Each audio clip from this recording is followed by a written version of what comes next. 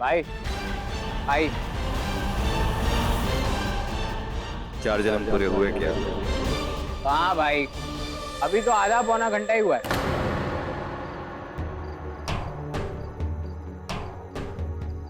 तुम बदतमीज थे, घमंडी थे, अकड़ू थे, गुंडे थे, पर आज तुम एक घटिया इंसान भी साबित हो गए हो। बचपन इसको बोला कर ये लड़ने आई है ना तो वापस जाने को। प्रेशर कुकर की तरह पकाती रहती है। मेरी बात खत्म होगी तो मैं चली जाऊंगी यहाँ से। मैं जब से यहाँ आई हूँ हमारे बीच में बहुत लड़ाई हुई है, पर मैं हमेशा यही सोचती थी कि हमारे बीच में एक मर्यादा है जिसे तुम कभी पार नहीं करोगे, पर आज तो तुमने हद ही कर दी। आज तुमने अपना चैलेंज को बचाने के लिए, अपने घमंड को बचाने के लिए एक बच्चे का यूज किया। कोई यूज नहीं किया मैंने, समझी? मैं सच में कह रहा हूँ कि तेरा भाई अच्छा खेलता है। क्या है ना कि प्रैक्टिस करेगा तो और आगे जाएगा, समझी? उसको स्कूल चाहिए, स्कूल। क्या है, जो चिड़िया का बच्चा होता है ना, उसे उड़ने के लिए आसमान चाहिए होता है। घोंसले में तो सिर्फ कमर सीधे करते हैं, समझी? उसको स्कूल चाहिए और मेरी आजी को तू समझ जा। इसलिए बोल रहा हूँ चुपचाप कल से काम पे आ जा। और वैसे भी थैंक यू बोला ना मैंने तुझे। Shut up, just shut up, okay? बहुत अच्छे से समझाया था तुमने कि तुम मेरे बारे में क्या सोचते हो। और ऐसे इंप्रेशन के बाद मैं मरना पसंद करूंगी, लेकिन तुम्हारी मदद लेना कभी नहीं। 10 साल के बच्चे को तुम अपनी ईगो की लड़ाई में कैसे इस्तेमाल कर सकते हो? तुम सच में कितने चीप हो, या फिर तुम्हें समझने में मैंने कोई गलती कर दी थी? ये क्या चीप चीप बोलती जा रही है? सब्जी तरकारी है ये। मच बोल के दिखा वापस। हाँ, चीप हो तुम, बहुत चीप हो। एक नंबर के घटिया आदमी हो। तुमने मेरे भाई को मेरे खिलाफ भड़काने की कोशिश की। उसके फ्यूचर से ज्यादा, उसकी माँ के इलाज से ज्यादा मुझे मेरी अक्सर ज्यादा इम्पोर्टेंट है। मेरे भाई के सामने मुझे गिराने की कोशिश की। कोई गिराना विराना नहीं चाहता था मैं। और गलत क्या बोला मैंने? सही बात बोली है मैंने। देख, मुझे मीठी बात करनी नहीं आती है, समझी? तेरी तरह। इशू, पापा जिंदा है। इशू, हमारे पापा तारे बन गए। इशू, ये काम गलत है। इशू, ये काम सही है। इशू, मैं ये काम नहीं करूंगी कि वो आदमी सही नहीं है। इशू, तुम्हें घर पे पढ़ना चाहिए। ये सब गलत, समझी? और तू जो अपने भाई को लॉलीपॉप चिपका रही है ना, बहुत गलत कर रही है। इसकी जिंदगी बिगाड़ रही है। क्योंकि जब ये बड़ा होगा ना, इसके मुंह में लॉलीपॉप नहीं होगा, होगी तो तीखी मिर्ची, जो इसको वड़ा पाव में डाल के दबा के खानी पड़ेगी। और तब उसे अगर तीखी मिर्ची की आदत नहीं हुई ना, तो भूखा मरेगा तेरा भाई, या तो घाट घाट का पानी पिएगा। मैं तुम्हें पहले भी कह चुकी हूँ, इशू के साथ मैं क्या करती हूँ क्या नहीं, ये तुम्हारा कोई हेडेक नहीं है। मैं तुम्हारी बातें सुनाकर उसे कोई गुंडा या फिर कोई राक्षस नहीं बनाना चाहती। मैं ईशान को अच्छी परवरिश देना चाहती हूँ, अच्छे संस्कार देना चाहती हूँ। मैं ईशान को सही और गलत का मतलब समझाना चाहती हूँ। समझाना क्या, उसके खून में डाल देना चाहती हूँ कि सही क्या होता है और गलत क्या। मुझे नहीं पता कि तुमने क्या सीखा है और कहां से सीखा है, लेकिन तुम अपनी सीख अपने पास ही रखो। बस चुप हो जा। क्यों चुप हो जाऊं? हाँ, ये रघु को पता भी है कि बच्चों से क्या बात करते हैं, कैसे बात करते हैं। इसको पता भी है बचपन का मतलब क्या होता है। देख के पता चलता है इसे, देख के, कि इसके बचपन में इसे सही परवरिश देने वाला कोई नहीं था, जिसे परवाह होती कि ये क्या बनता जा रहा है। इसे कोई समझाने वाला नहीं था, किसी को कोई परवाह नहीं थी इसकी, है ना? या फिर तुम में कोई अच्छा इंसान बनने के संस्कार डाल सके।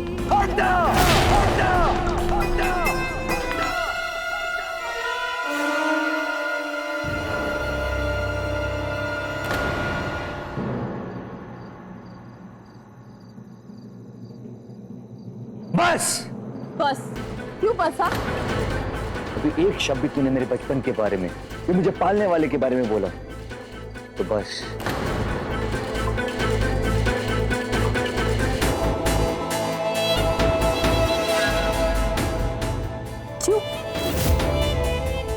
चुभाना पर्सनल बात है। परिवार के ऊपर जब कोई बोलता है दुख होता है ना। क्यों? अब समझ में आया ना मिस्टर रघुनाथ नायक? ये दर्द मुझे भी होता है जब तुम मेरे परिवार को बीच पे घसीटते हो। मैं ये बात कभी बर्दाश्त नहीं करूंगी कि तुम हमारी लड़ाई में मेरे छोटे भाई का यूज करो। सिर्फ इस दर्द और दुख का एहसास कराने के लिए मैंने तुम्हें ये सब बोला था। दोबारा नहीं बोलूंगी। और तुम भी दोबारा मेरी फैमिली को बीच में मत लाना।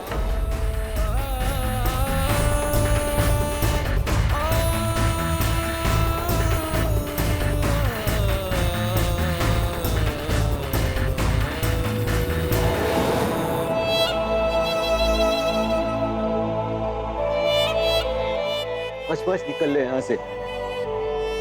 बस बस।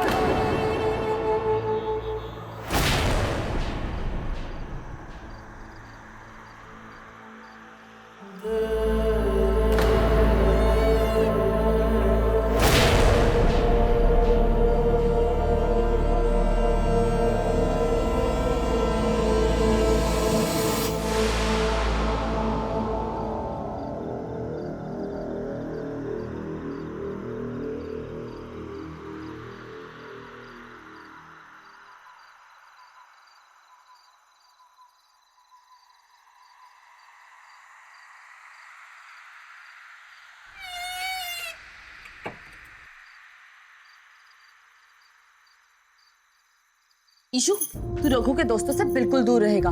उनके साथ खेलना तो दूर, तू उनसे बात तक नहीं करेगा। क्लियर है? पर दीदी मैं तो खाली। खाली? खाली क्या होता है? हाँ, उनकी बदमाशों वाली लैंग्वेज। हमारे यहाँ पे खाली को सिर्फ बोला जाता है। तुम भी सिर्फ बोलोगे, उनकी लैंग्वेज दोबारा यूज नहीं करोगे। और वो क्या था? Setting waiting? आज के बाद से बिल्कुल तू ऐसी लैंग्वेज यूज नहीं करेगा इस घर में, समझा? अभी ऊपर जाके हाथ मुंह धो के फ्रेश हो जाओ और कपड़े बदल के सो जाओ, अच्छे बच्चों की तरह, अच्छे मैन की तरह, समझे? चलो जाओ अब।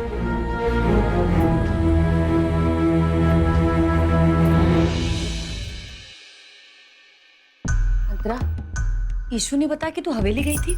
हाँ मामी, वो रघु इतना नीचे गिर गया है। वो ईशान का इस्तेमाल कर रहा है। वो ईशान के दिमाग में ये डाल रहा है कि मुझे आजी के यहाँ पे काम कर लेना चाहिए। उसे लगता है ईशान के दिमाग में ये डालने से मैं उसके यहाँ पे। क्या? हाँ मामी, क्या समझता है वो अपने आप को? हीरो है, ओवर स्मार्ट समझता है अपने आप को। और तू उससे लड़ने के लिए हवेली गई थी? जाना पड़ा मामी। पर वो सब नहीं बोलना चाहिए था जो तू बोल के आई है। उसके और उसके माँ बाप के बारे में। अंतरा, ओ, तो अब तुम आए हो अपने भाई नहीं भाऊ की तरफ से मुझे समझाने के लिए? हाँ, जबरदस्ती मुझसे माफी मंगवाने के लिए। माफी? माफी ना बहुत छोटी सी चीज है। उससे ना जो तू भाई के दिल पे रायता फैला के आई है ना, पोछा नहीं लग सकता। क्या बोला था तूने? उसको किसी ने कुछ सिखाया नहीं, संस्कार नहीं दिए। हाँ, उसकी परवरिश खराब है। किसी की परवाह करना नहीं सिखाया। तेरे को क्या लगता है कि क्यों इतनी मेहनत करी उसने तेरी माँ को हॉस्पिटल ले जाने के लिए, उसका चेकअप कराने के लिए? खाली बैठा है वो? खाली नहीं है, भरा पड़ा है अंदर से गले तक, दर्द से, तकलीफ से। उसको पता है कि किसी की माँ बीमार होना तो कैसा लगता है। एक औलाद की छटपटाहट क्या होती है जब उसकी माँ बीमार हो और वो उसके लिए कुछ ना कर सके। इसीलिए तेरी माँ को लेके गया वो चेकअप कराने के लिए हॉस्पिटल। उसके अंदर जो टूटे हुए ये शीशे के टुकड़े चुभते हैं ना, वही टुकड़े तेरे दिल में चुभते हुए देख नहीं पाया वो। और तू उसको ईंट और पत्थर का बोलने वाली। तूने एक बार भी उसका दर्द देखने की या समझने की कोशिश की? तू कश्मीर की कली, तू क्या समझेगी? सोचा जरा कि क्यों वो तेरी माँ को लेके गया अस्पताल में चेकअप कराने के लिए? हाँ? कि क्यों भिड़ते फिरे हम उन डॉक्टरों से उस हॉस्पिटल में? समझता है तेरे को? अरे छोड़ यार, तेरे को क्या पता, जिंदगी है ना वो गन्ने का जूस निकालने वाली मशीन बनी उसके लिए, और वो उसके दोनों रोलर के ना बीच में से पिस के निकला है। मेरी माँ बहुत बीमार है साहब, मुझे थोड़े पैसे दे दो साहब। कौन है तू? मेरी माँ बहुत बीमार। तेरे लिए दुकान खोल के बैठा हूं यहाँ। वैसे क्या पेड़ में उगते हैं? चल जाए यहाँ से। सारा जूस निकल गया उसका। तेरे को क्या लगता है ये भाई ऐसे ही हाथ में रामपुरी और कॉलर ऊंचा करके पैदा हुआ था? अरे नहीं, हालात ने लगा दी उसकी। छोटा सा बच्चा था जब अपनी माँ का और कभी कभी अपना पेट पालता था, और एक दिन उसी की वो माँ बीमार हो गई, मरने को थी, और उसी मरती माँ को बचाने के लिए ना उसने पहली बार जुर्म किया, और धीरे धीरे रघु से रघु भाई बन गया।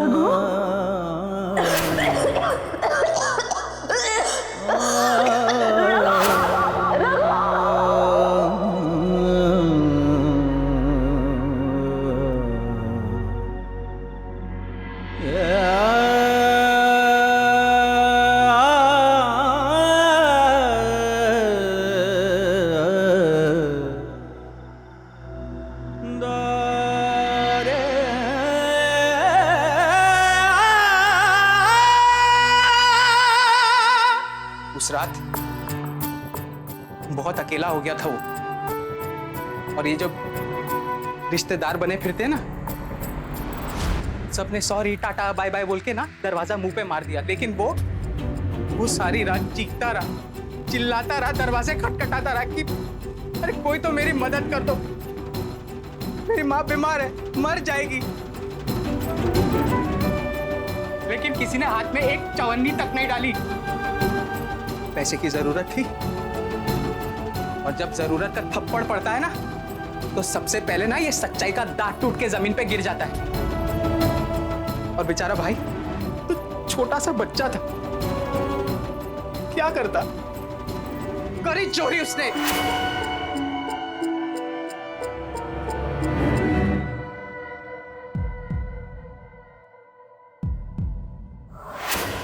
लेकिन साला यहां भी उसकी बैड लक उससे आगे निकल गई, पकड़ा गया।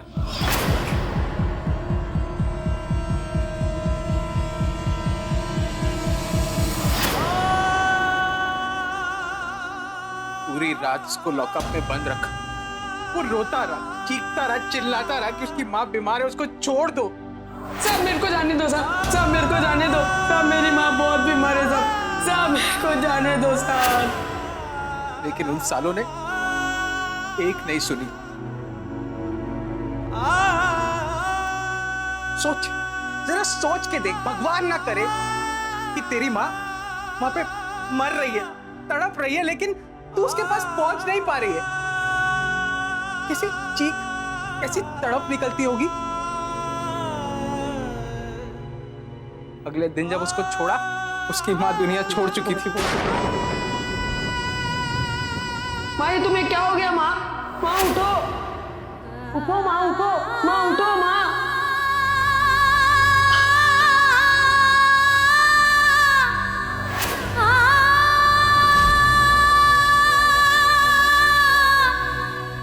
भाई ना अपने सारे जख्मों पे ना छतरी लगा के बैठा था, लेकिन तू तूफान की तरह आई और वो छतरी उड़ा के ले गई। सारे जख्म वापस भीग गए, अब पकेंगे और बहुत टाइम तक दर्द देंगे। और तू क्या बोल के आई उसको, गुंडा, मवाली? हाँ, तू समझदार बनती है ना? तूने एक बार भी सोचा कि हर इंसान का एक फ्लैशबैक होता है? आंटी जी, कुछ समझाओ इसको।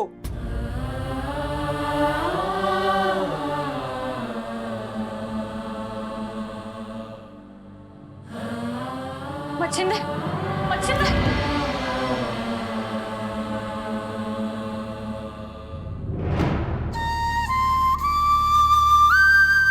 रघु को पता भी है कि बच्चों से क्या बात करते हैं, इसको पता भी है बचपन का मतलब क्या होता है।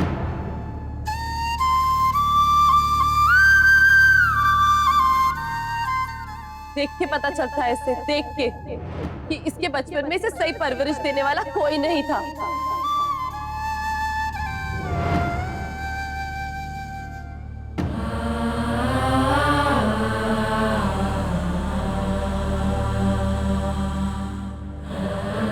अंतरा, अनजाने में हो गया तुझसे। तूने जानबूझ के तो नहीं किया। मामी, लेकिन अनजाने में भी इतनी चोट कैसे दे सकती हूँ मैं किसी को?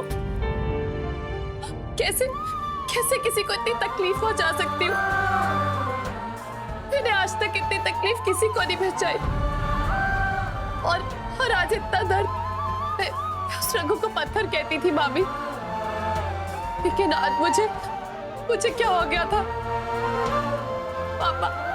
पापा देख रहे होगी तो क्या सोच रहे होगी कि उनकी बेटी? नहीं बेटा, मैं समझती हूँ। तूने भी इतना सहा इन दिनों। हो गया, किसी से भी हो जाता। नहीं मामी, मैं अभी उससे माफी मांगने जाऊंगी। मुझसे बहुत बड़ी गलती हो गई। नहीं अंतरा, आज उसे अकेला छोड़ दे। कल चली जाना माफी मांगने, ठीक है? अंतरा,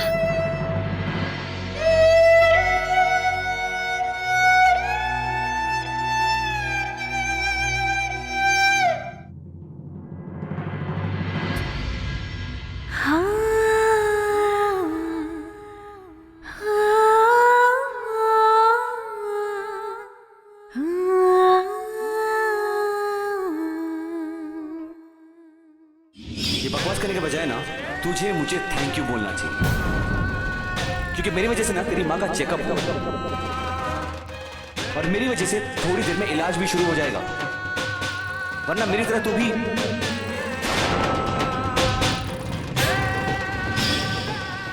आंटी जी, ये सर में हाथ में क्या है कि आपको जो भी सर दर्द है ना, तकलीफ है ना, वो सब ठीक हो जाएगा, टेंशन नहीं लेने का।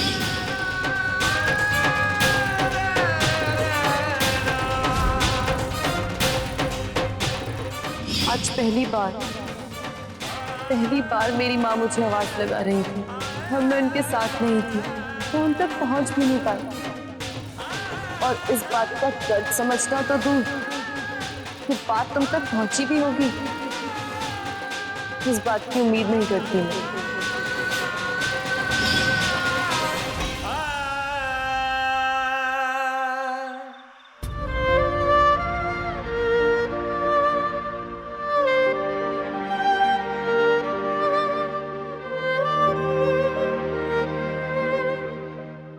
छोटा सा बच्चा था जब अपनी माँ का और कभी कभी अपना पेट पालता था, और एक दिन उसी की वो माँ बीमार हो गई, मरने को थी, और उसी मरती माँ को बचाने के लिए ना उसने पहली बार जुर्म किया, और धीरे धीरे रघु से रघु भाई बन गया।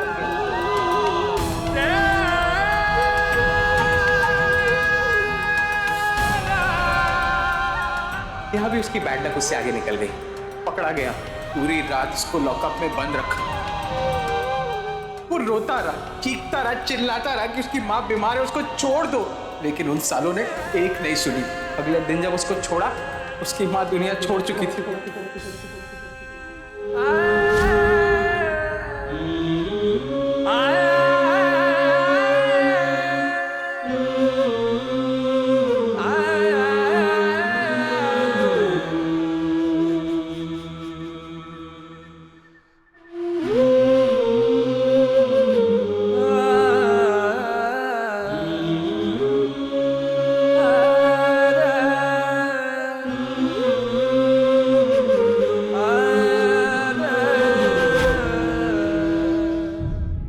ये अनजाने में कितनी बड़ी गलती हो गई मुझसे। अपने दर्द के आगे मुझे रघु का दर्द दिखाई ही नहीं दिया। कैसे कोई इतना गम छिपा के रख सकता है अपने दिल में? बाहर से इतना स्ट्रांग दिखने वाला रघु अपने अंदर के गहरे दर्द का अंदाजा भी नहीं होने दिया। और मैं कैसे इस दर्द को नहीं पढ़ पाई उसकी आंखों में, जबकि मैं खुद इस दर्द से गुजर चुकी हूँ। रघु, हो सके तो मुझे माफ कर देना।